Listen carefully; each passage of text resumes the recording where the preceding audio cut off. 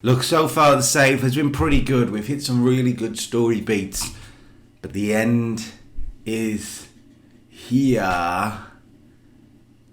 As in the theme song, not the end of the save, because the theme song's amazing. It's time for Judgment Day. Everywhere I go, there's nowhere I belong. And anyone should tell me where will I find? 'Cause everywhere I go, I'm always on my own. Can anyone just catch me before I drown? Can anybody make me feel like I'm not the stranger tonight?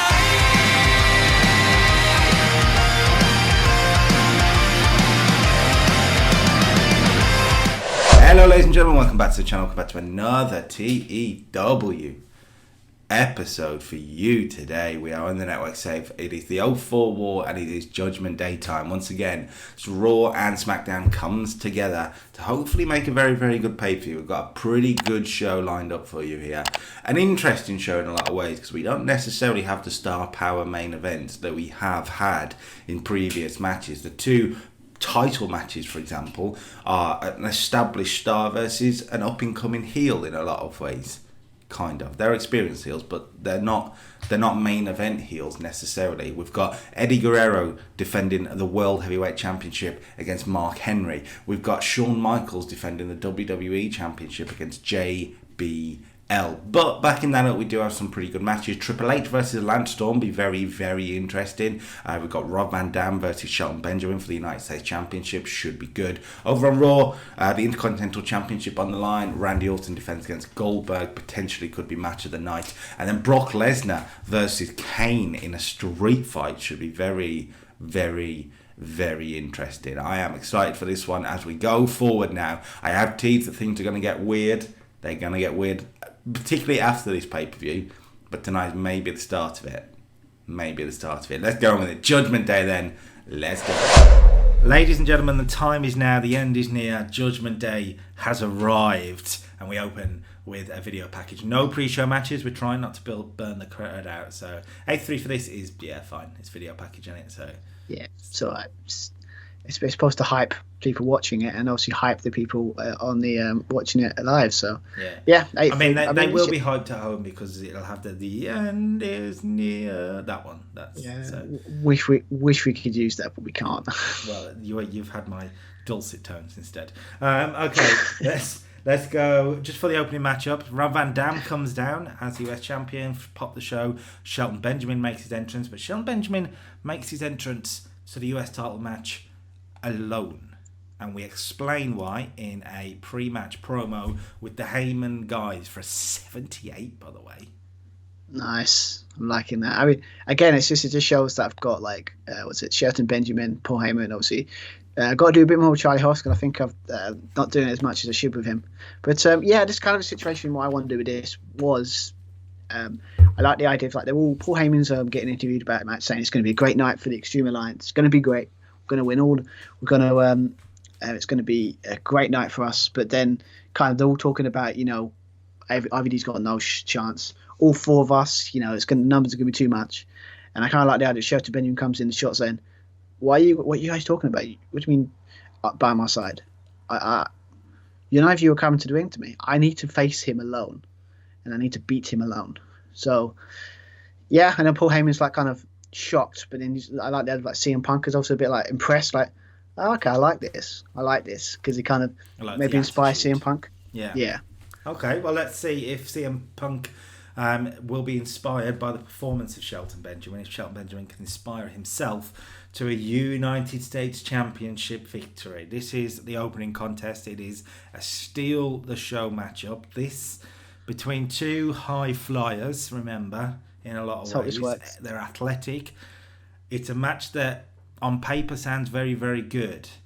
Let's see what the game decides. Your winner, Stu. And still United States champion in Rob Van Dam for an 80. I'm happy with that. I think or was it? I think the other match got around about an 80-ish. I think it got a little bit more than an 80 when we had these two fight in January. I think this is slightly disappointing, but it does explain why. The match suffered from a lack of psychology, so we did make this steal the show, and maybe Shelton didn't quite have the psychology, potentially, but Van Damme still carried him enough. Like, that's a solid 4-star opener, so we'll take that. Let's temper our expectations. No, I mean, I was happy with that. I mean, you expect it from like the US title feud to be getting that kind of numbers. I mean, I think, and this is what their second match they've had. Yeah. So, hopefully, we should do something with them. It's one of those where, with the database, we had to do a Steal the Show match, and we decided on this one eventually in the end. Maybe if it wasn't a Steal the Show, it potentially could have been a bit better, but it's still a very good start. Yeah, it's just that I think as what we're finding out in this game, it's like we have so high standards that when we get 80s or 80 like lower, not like 90s, we feel disappointed. But really, if you look at it from the grand scheme, it's really good. Let's go post match where Van Damme is celebrating and Benjamin is very, very frustrated for an 88. So that got an 88. That means it had potential to be an 88. Oh, I don't know if the match would have got an 88. I think it's just the fact that Van Damme has got so much momentum and star power right now, even losing to CM Punk. Yeah, well, that wasn't. It's fine. Anyway, I'm not bitter about that. But this is a simple one. It's just you expect RVD gets out there. Obviously, Shedder Benjamin's like furious. Obviously, he's like, kicking the ropes. Kind of like looks like a man possessed of pure anger. That he really thought he could win tonight. And he didn't, but like obviously we don't put it, but like the other Paul Heyman kind of on commentary, kind of saying, "Oh no," it's like they make up excuses like, "Oh, he wasn't ready, he wasn't this," or that kind of stuff to kind of, because that's his job, isn't it? To kind of, that's to stop, protect his clients. So, but yeah, all I'm saying for this, obviously not to spoil anything, is this is not over. So this is not over. So. Over on the Raw side, we had advertised Kane versus Brock Lesnar in a street fight, but a special enforcer being The Undertaker. Turns out Brock Lesnar isn't down with that plan. And we cut backstage where Brock Lesnar is destroying The Undertaker for an 87. So Shelton and Van Damme are clearly more over than these two. But yeah. Game said it, not me. Not me. The idea here is that Lesnar wants to take Taker out of the game. He's attacked him in the corridor area. And what we're going to do to harken back, it's a very good call from Stuart, to harken back to their 2002 feud, Brock Lesnar is going to break the wrist of The Undertaker here. He's going to use the cases or boxes or whatever they are, the heavy things backstage. And take Taker out here. I'll be honest with you guys, I was originally going to have this match with Taker as special enforcer, but another idea came to mind, and that idea wouldn't work with Taker being there. So there's a reason for it. We'll get to that in a moment. 87 though is fine. We've had a solid, very good start to the show. Let's see if Brock and Kane can do it. I'll be honest, this is one of these that is up there for potentially match of the night. It's a wild brawl. It's a 92 rated Brock Lesnar. It's a 79 rated Kane, whatever it is. It's going to be like 96 at least. I think it's got potential to be that. I don't think it'll be that good. But if it gets an 84, 85, I'll be very, very happy. Brock and Kane then, in a straight fight, gets an 89. Okay, I was kind of and they didn't click. God forbid what happened if they did. Brock makes Kane tap with the Brock lock. Okay, we're bringing that back. 12 minutes, Brock Lesnar defeats Kane. I actually like him using the Brock lock, thinking about it, because he's just broke the Undertaker's wrist, and we can build the Brock lock up as a submission hold. Kane 75, Brock 85, so to get an 89 is very, very generous. I'm assuming it's because of a hot crowd after some really good angles, and very hot crowd, so that helped. So thanks, Jim. Well, at the moment we're on the same side. We are, but that does. What was match of the month again? 92, right? Jericho. I think Eddie Jericho. So these two didn't quite hit 92, but I'm pleased with that for an 89. Very pleased. No, I mean, I would be pleased if that was one of mine too. Right? I thought because Brock, as you said, he's very consistent. He always delivers. And obviously, if you put in a match like that, it's going to benefit Brock. So it's a good idea. Yeah, 89. I thought it'd be something like that because I think with Kane's in the 70s and Brock's like 80s, 90s, he'd surely get like a high rating. So I'm not surprised by that. Talking about benefiting Brock Lesnar, by the way, he's already taken Taker out. We're bringing back a Pillmanizing Brock Lesnar. He's got, and actually, you've seen as he's done it. No, he's got to be. Brock Lesnar is going to Pillmanize the ankle of Kane for an 85. We're putting Brock over big time here. We're building up towards a big match with Taker. Brock has taken out Kane here, and it's going to be more of a long-term absence for Kane rather than Taker. Like Taker, I plan on being able to wrestle with his wrist casted up. You could do, I guess. They've done that before, right? I don't think so. I don't know. I don't know, but we're going to get the idea. Look, Taker will be wrestling going forward. Kane won't be. The idea is Brock Lesnar has really taken out Kane here. We did this as a major success for Brock as well, so it'll be interesting to see what that's done for his popularity, if it's boosted him even more. But yeah, Brock, it's very similar to when they decided to light Brock up again in 2014, where they had him destroy Big Show on the way to Taker at WrestleMania. Oh yeah, the bit when he done similar here. What was that the one where he used the chair so much that actually the top of the chair broke? Yeah. Like he used the chair so much on the Big Show. Yeah. That one. Yeah. So okay. It's a similar effect here, a similar feel. And we'll pick up with that on Monday Night Raw, kind of, technically. Okay, we're going to go from that to a TNA promo on the British Bruisers for 57. That's about what you'd expect for these guys, so that's not a problem. TNA are going to talk about the fact that the British Bruisers have come in here and made themselves out to be the toughest men on Monday Night Raw. Taz says, you are absolutely wrong because you're looking at the two toughest men on Monday Night Raw, Test and A-Train. Don't worry about bars. It's only what matters in between those four ropes between in the squared circle, and that's the one. Test and A-Train are going to prove just how tough they are against the British Brawlers, British Bruisers, whichever name I've decided to give them next. Both sound cool, so it's fine. Let's see if they do it. British Bruisers, Brawlers versus TNA. Then this is a calm the crowd down match after a hot start. So let's see. I'm saying 60s. I'll be happy. Yeah, that'd be good. And he gets a 69, so it's actually really good. It did bring the fans down a little bit, which is good. Taz did some great work at ringside. A-Train off his game, put in a 59. Regal carries this with a 69. William the Regal. Technical master that is when we got no spots there. I'm very excited what's to come for William Regal on Monday Night Raw in the next episode. Do not miss it. Is that cool? Is that the finish? What I need to Rule Britannia. What is that? That's a finish we've made up. We written that in that. So I like the idea of it being powerbomb-esque. It needs to be like an impactful move. Do you know what I mean?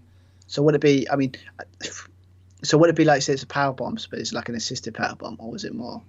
No, I say more like. What if they did like a high and low? The funny thing is, I'm just thinking about that. That works perfectly because because of who they are, it would be more brutal because it wouldn't be as fluent. It doesn't sound horrible, but it's just like it'd be more of a I don't know, do a situation where he trips him, but then they have on the back, he hits him in the back with a clothesline or something. So but instead of going on his back, he goes his forward. Oh yeah, but I mean that's the option. Let me know down in the comments below if you've got a really good idea for a double team finish for these guys that will name Rule Britannia. We'll take the best. But yeah, Regal carrying this is good. So 69 brought the crowd down. Let's see if it's brought the crowd down enough though, because we're going to go from that to Triple H promo on Landstorm for only an 80. You know what? The thing is with this storyline, and I think in the long term it'll do really, really well for the people involved, but their angles haven't killed it, have they? No, I obviously I think maybe I don't know if Triple H is being a bit mean to me because I've been really mean to him, I think it's because it's involved. Because obviously with Triple H, literally from the get-go, I've just basically put him in big match after big match after big match, and this is the first real kind of B-level feud. I mean, I don't think it's a B-level feud, but it is when you think about it. But it's fine. I mean, again, when it comes to the pay-per-views, it's like I'm not too bothered by the stuff like that. If this was in the show, I would be a bit concerned. Yeah, it's still a fine program. But, for a pay-per-view. Triple H and Landstorm is going to be a really interesting one. Yeah. No titles on the line, of course, but you could argue Triple H is on a level and Landstorm is on a different level. So you would think this goes one way. Let's find out what it does. Triple H and Landstorm. Yeah, this is interesting. 76. Yeah, I had a feeling Trips would do this to me. I mean, actually, I think it's about right. Triple H 91 is still putting in a good performance, but Landstorm at a 70. I got a low because of loss of heat. Yeah, it's not exactly like a on fire feud, is it? I mean, but well, no. I want to see what's brought it down. Actually, it's really interesting. Triple H was penalised for holding back. Yeah, but I knew that would happen. Landstorm as well, so maybe a bit of consistency problems for the both of them. The interesting thing is the finish, though. Yeah, I mean, to be fair, it's probably because it is their first match, so maybe that's promising that the first match is like that, so it can only get better if the feud continues, of course. But maybe, yeah. not giving anything away there. But so I said, with this one, I like the idea of basically Triple H obviously would be overconfident here. He tries to hit everything. He hits like the pedigree. He hits two pedigrees. He tries everything to try and beat him. But Landstorm, the resilient guy that he is, can't put him away. So I like the idea that Triple H tries to go for a third pedigree, but then I like that, and then somehow Landstorm counters or does I put a fast roll up. But I like that. It's like tries to hit the pedigree, but then Landstorm finds a way to get like the roll up or schoolboy or something, and then just get a 1, a 2, and a 3. So it's a fast count. So it's like you could consider it being a fluke win or just an out of nowhere win. But I like it. It works because everyone thought Triple H will win, but then Landstorm wins. And I think for the story I want to do Landstorm, it works. But the scoring's fine. I'm happy with that. I just think. Oh yeah, I'm actually pretty happy with that. I think that's pretty good. I'm really intrigued as to what he's going to do with Landstorm popularity-wise. Really intrigued. I don't think Triple H is going to be happy with me, but to be fine, it's fine. Long term, was it short-term pain for long-term gain, right? Yeah, so it's fine. Well, exactly. So 76 post-match. Well, as you said, Triple H isn't happy. 84 for this. Yeah, I think that's what it could be in the future. Yeah, this is it's basically like Triple H, basically on like he's in shock, he's shell shocked. He's like, how the hell has this guy beat me? And then you got Landstorm kind of being like shocked as well on the like. I like that he's on the floor, like kind of like shocked, like, and the ref comes up to him, waves his hand, like, did I just do that? Like, like when Eddie Kingston beat Jericho, and at first he didn't think he could win. He was like all flustered, and then the referee said, "You won, why?" And he was just, "Wait, what?" That's what I like with this. That's what I want to do here with Landstorm. It's like he doesn't realise he's won until someone tells him he's done it. And then obviously, and it's just basically Triple H is basically like on the second rope, looking at it like with like furious eyes, like this is again the same thing, not over. You don't beat Triple H. So yeah, I mean, again, for when you think of it from a good standpoint, for what it is like I said, a B-level feud. To get 74 and then get an 80 from the thing afterwards, I think it's solid. It's good. It's solid. It's exactly what I want it to be, so I'm happy with that. Okay, let's go backstage. Evolution are talking about Goldberg ahead of the Intercontinental Championship match for 87. They're talking about the fact that Goldberg over the past few months is kind of getting in their business a little bit too much. Randy Orton says, the thing is, Goldberg, you think you're untouchable, but Jerry Lawler, what we did to Jerry Lawler could be just the start. Jerry Lawler was back doing commentary 2 weeks later. Have you noticed he hasn't got in our business again because he knows what we did? Do you think you're going to be back 2 weeks later once we're done with you? Let's see. There was a thinly veiled hint as to where we're going in there. Let's see if anyone picks up on it later. 87. Let's see what the match does then. Randy Orton defends the Intercontinental Championship against Goldberg. This is the match that I think will be the match of the night. This will do well, I think. I hope so. Let's see. Randy Orton will have Evolution ringside. Will he need them? We'll see. Will they get in his way? We'll see. Your winner. And... No, I'm joking. Randy Orton retains. I knew you would do that joke.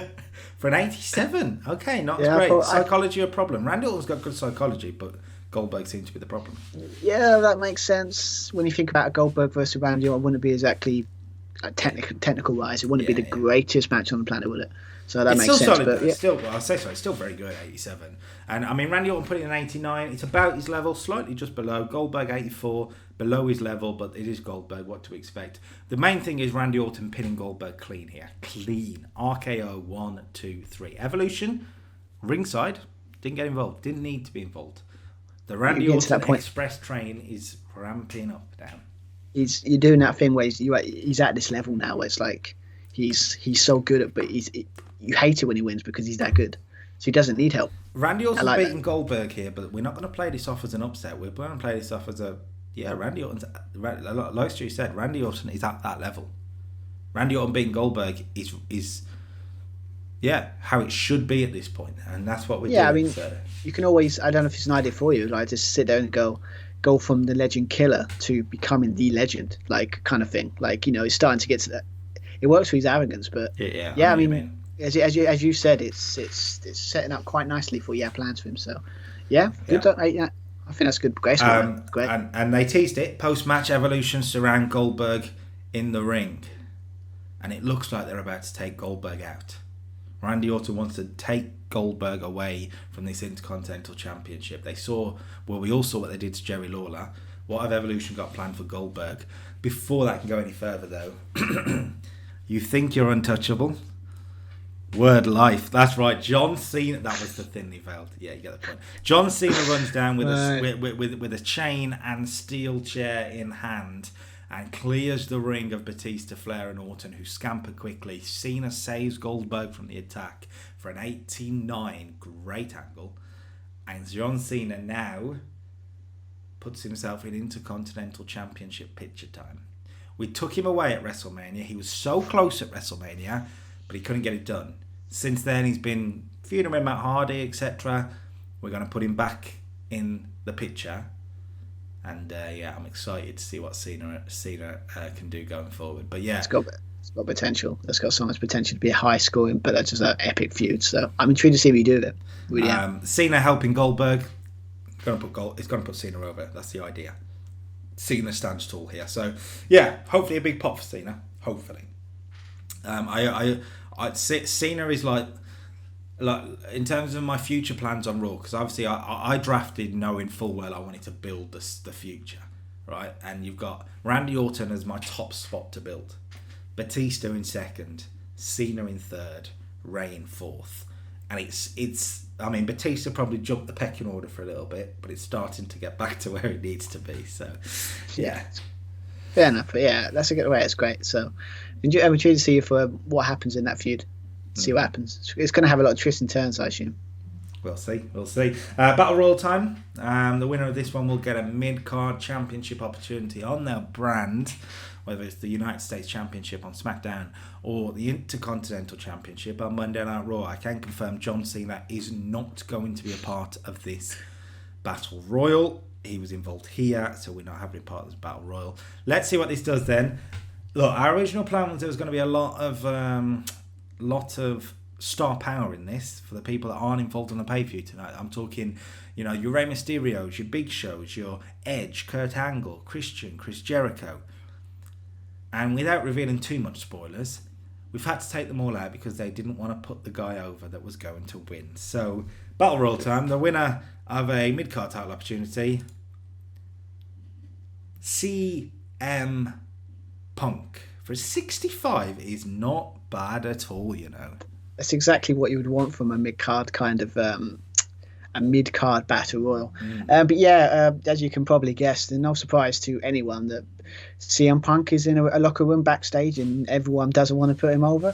I mean, if that's not like the game's got it right there. It is a little early, so I do understand why your 90 rated Edge, for example, doesn't want to put over 55 rated CM Punk. True. I mean, I get it, but for what I have, I think it's it's not spoiler for, obviously now it kind of is, like, the only way I could think of is to put him against that, obviously on RVD. It's not a spoiler because obviously it's set up now.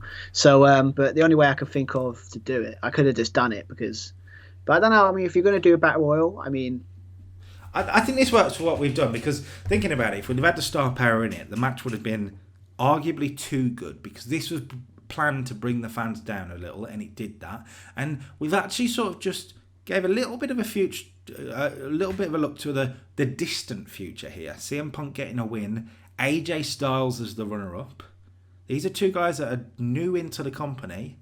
And find a turnabout well. Yeah. I think it's quite nice. AJ Styles gets the most eliminations as well, so I'm intrigued to see what this does for AJ. And it keeps the momentum going for CM Punk, because obviously, again, wasn't planned to get that win against RVD, but he did. So why not at least capitalise it for a little bit longer to see? Yeah, and that's what I like about it. So CM Punk got a big upset win over Rob Van Dam. He's then won a pay-per-view battle royal to get a title opportunity against Rob Van Dam. Can he do it again? Well, obviously we'll find out when in our next when I do my SmackDown booking. But yeah, I mean, I'm happy with this. I mean, I think it was a good idea to get rid of the big names now, because when I think about it, it would have overshadowed a little bit. And so, but yeah, I mean, it could be too early, but I think you want him to come in and hit the ground running a little bit. You know, so 6'5", very good. The only person upset here, by the way, and the people that are involved in the match now, as you can see, the only person that was upset, Bubba Ray Dudley. So Bubba, suck it. I mean, to be fair, he's not exactly loved in the wrestling community in real life. So, anyway, Hardcore Holly and Scott Steiner off the game, but interesting. Billy Gunn sustained a strained rotator cuff. Hopefully, he's not out for too long. But that's hope not. But if not, that's going to be concerning. But anyway. Thanks, Arn Anderson. Okay, I am glad that I haven't fully gone to the next one, because I'm looking at my picture here, Stu, and we haven't put the video package where it's supposed to be. So the next how are we match going to get around is this? for the World Heavyweight Championship. Oh, thank God you didn't press next there, wasn't it? So, Eddie Guerrero versus Mark Henry. Look, Mark Henry's beaten Eddie Guerrero. Most people would have this down as a slam dunk. Eddie Guerrero retains his title, right? But remember, Mark Henry has beaten Eddie Guerrero. And Mark Henry's a guy that's been with the company at this point, 5 years? 6 years, maybe? Maybe longer, like 96, right? So, 8 years.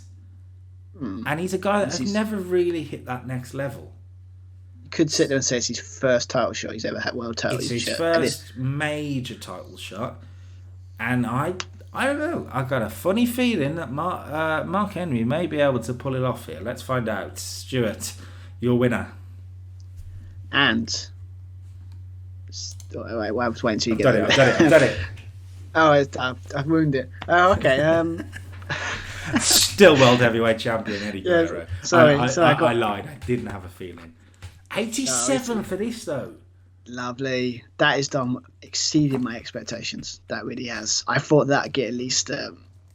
Ironically, it's like I thought that's the level that I thought had the potential of the opening match would get, because it had potential. But yeah, I mean, I'm wow. I'm actually really, really happy with that. Like, when you think about it, it's like Eddie Guerrero was a strange one where you don't know what to expect from him the last couple of months when it comes to 1 minute he's. But I think for the kind of Eddie Guerrero's the underdog, Mark Henry being Mark Henry, it would be a better match to watch anyway, wouldn't it? With the kind of different styles. But yeah, I guess I'll just talk about the finish quickly. Yeah. But yeah, as I said, I like the idea for the match. It's kind of Mark Henry throwing like Eddie Guerrero around, showing his power, his strength. Kind of this is more focused Mark Henry, because of the last couple of weeks, Eddie Guerrero's been able to outsmart him with his, Eddie Guerrero charm. Let's put it like that. Using his kind of lying, cheating, steering, just to like play mind games with Mark Henry. He's totally focused in this match. So, but I like this might be a weird thing to put up, because obviously when we were booking this, Carl was like, wait, what? So, what's that over? But that's the kind of reaction I would want. But so basically, it's like Mark Henry hits a world's strongest slam. Looks like he has Eddie Guerrero. Like he's on the verge of winning the world championship, right? Then all of a sudden he turns around and you got Rikishi, top of the ramp. Obviously, Carl was shocked. the commentator team would be shocked and be like, wait, Rikishi, what's he doing here? So he's slowly walking down the ramp. And obviously Mark Henry's kind of like distracted or confused, like, what are you doing here type thing. And then I like the idea that how, and obviously at this point even got the ref kind of looking at like going outside, kind of say, get out of here type thing. But why he ref's distracted by that, I like the idea that, yeah, Eddie Guerrero wins by cheating. I haven't put it in here, but I like the idea of like he grabs a chair, hits Mark Henry with it, or he tries to hit him with the chair, but then the ref sees it, takes it away, and then hits a low blow on Mark Henry. Eddie Guerrero goes to the top, hits the frog splash, gets the win. But what I want, like with this, what I like is that, yeah, only person we all know, Eddie was the only person that can cheat to win, and still be over. But it shows that because it's Mark Henry, he had to resort to that tactics because he did have him beat. But it's Eddie Guerrero, but hey, I'm so happy with that. That's mad, by the way. It's just mad. That shows what Eddie Guerrero can do. So we were going to do a video package beforehand. What we'll do is we will change it on the fly in a way. So the video package, which is here, it's not a video package now, obviously. Eddie Guerrero celebrates his win, I suppose. Mark Henry looks frustrated but confused as Rikishi walks to the back with a smile on his face. I've put that on the fly there, Stu, but anything else you wanted to add? No, I mean that'll work. I mean, just because it's similar to it's kind of the whole angles for the entire show every time. Like people lose, they're not happy, frustration creeps in. But yeah, I mean, I like that it's like he doesn't get him like Mark Henry. Rikishi just he didn't come to the ring. He didn't run. He didn't attack Mark Henry. He didn't do anything to the ref. He just walked down the ramp, and that enough distraction was enough to get into the head of Mark Henry. It makes sense. He's walked down the ramp, he's shaked his fat ass, and Mark Henry, his mind went back to his sexual chocolate days, and he was like, right, let's get serious. I love the way we went there, and you had to go there, didn't you? You had to go there. Oh, yeah. God. Anyway, so let's go next segment. JBL cuts a promo ahead of the main event. JBL says, welcome everyone here in California. In California, it's not Texas, but it'll do. Because the coronation of the great American John Bradshaw Layfield is here. With Brock Lesnar by my side, nothing can go wrong. Right? Well, there's only one way to find out, I guess. 85, great promo from JBL. It's WWE Championship. Now, remember, 2004, May 2004... and the summer of 2004, JBL won his WWE Championship off Eddie Guerrero. The question is, can he do it a month earlier, or can he not? I guess we'll find out now. I have teased that things on Raw are getting a little bit crazy. That's an understatement. Your winner. Should I do a drum roll? Feels like a drum roll situation.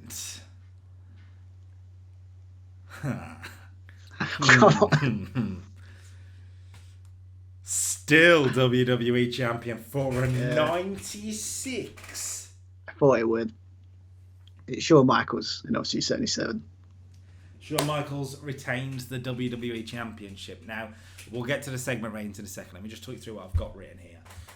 Look, Shawn beating JBL here is just a start for these guys. JBL has Brock Lesnar at ringside, but I like the idea that he gets thrown out by the referee for interfering. And that interference can come from... I like the idea that JBL hits the clothesline from hell. Shawn sells it with a supercell and looks like JBL's going to get the win, but Shawn Michaels sells it with the flip and rolls to the outside, and you play this experience factor. We've all seen it in matches. Shawn saved himself by rolling to the outside. He rolled to the outside. Brock immediately throws him in, and in his mind he's like, JBL could get the pin, but by putting his hands on Shawn Michaels and throwing him into the ring, that was enough for the referee to send Brock Lesnar back to the back, refusing to count the pinfall because Brock Lesnar needs to go. That make sense? Yeah, makes sense, man. JBL in a way kind of screwed. because of his own bodyguard in a way, but we'll get to that. Shawn Michaels then fights back in Shawn Michaels fashion. We end with just one sweet chin music. It's all it's going to take. We're not doing finisher spamming. Let's keep the finishers prestigious, shall we? Shawn Michaels wins, successfully defends the title. JBL was close. JBL was so close to this being his time. But here in California, it wasn't his time. The Great American Bash in Texas, though, we'll see. We will see. Oh no. 96, though, amazing. Shawn Michaels, 94. JBL, 77. The boost that JBL's had with this feud has been fantastic. Bonus for being done to a hot crowd. Good road agent work from Arn Anderson. JBL was actually penalised for holding back, and a poor gimmick. Get out. It's JBL. He's a rich businessman. Sorry, just does anyone find that joke funny? It's like he's a rich businessman, but it says poor. I mean, I got to be honest. The way you've done this feud is very similar to the way I think my Angle Edge feud is. Like he got a massive boost from being in that feud, and I think the JBL's had a massive boost from this. So, yeah, man. But yeah, 96. I mean, that should help our overall score rating. Yeah, we're main event spotlight, so that's 93 to beat for Backlash. I didn't think we'd do it, but now I think we may, because we've had some really good matches on this show. It's been a very good mixture of matches as well. Yeah. I think there's 387s on this show if I count right. So let's see, shall we? We're going to end with Shawn Michaels celebrating. So let's see what the show gets. Judgment Day in the books for a 92, not quite our best pay-per-view, but a very good one. I mean, I think we finally found that we're not being penalised for anything of burnout or anything, and nothing like that. No. So I think we found a way there. We found a way. I think we finally found our formula. I genuinely think if we'd have gone steal the show, maybe with Storm and Triple H, actually looking at it, might have been just out of possibility, might have worked better. But you aren't going to know that till you've done it. On paper, you would think Van Damme and Benjamin. I mean, to be fair, with the kind of matches I put, like obviously, opening was good for me. I think the Triple H Landstorm it was fine for what it was, and obviously my world title match has actually exceeded my expectations a lot. That one, so I'm not surprised. 96 from you. I mean, come on, it's Shawn Michaels is the best person on this save. So yeah. I mean, I'm not going to say that Monday Night Raw's carried the pay-per-view, but Brock Lesnar, Kane, 80. Randy Orton, Goldberg, 87, which is joint with SmackDown's best match, which is an 87. He wins 1 month. The two Texans and it goes to his head. Monday Night Raw, the A show has done it again. He wins one show, just one show, 1 month, and all of a sudden he's like this cocky. Well, I mean, I at least I was humble when I kept winning. So I mean, just saying. Let's. So, I'm about to tease, right? Because I did tease it's going to get a bit crazy after Judgment Day, right? And let me tell you this. One of the current champions will not be champion by the time we get to Great American Bash. I'm not reacting to any of this because all I'm saying is I'm shaking my head like just why, but it is as crazy as he's teasing. It is nuts. It's crazy. He's lost the plot, but I guess that's the beautiful thing about wrestling, isn't it? It's kind of crazy anyway. So I went through. It's going to be good, but yeah, he's lost it. It's gone crazy. All I'll say is see you next time. My God, what have you done? Well, that is what I will call a very good pay-per-view. Not quite Backlash by a point, but considering the matches on store today, I would argue it's probably more of a success for us. The fact that Shawn Michaels and JBL can get, 96? Jesus, boys. Eddie and Mark Henry getting an 87, very, very impressive. Goldberg and Orton was good, but not better than it could have been, if that makes sense. Not better than their level. It wasn't disappointing, but it wasn't better. Same goes for stuff like Triple H and Landstorm. I think it's a good pay-per-view. I think we set ourselves up going forward in some interesting ways. You don't want to miss it. There won't be a Wednesday episode of Raw and Smackdown this week. There we are, focused on the pay-per-view this week. We couldn't quite get it done, so we're going to come back next week, Monday, Raw and Smackdown. Do not miss it. If you like the video, make sure to drop a like and subscribe to the channel for a whole lot more. Judgment Day's in the books. The end was near. The end was here. I don't know what the words are, but the end is gone. We move on. New chapter on Monday. Let's go. Until next time. Peace.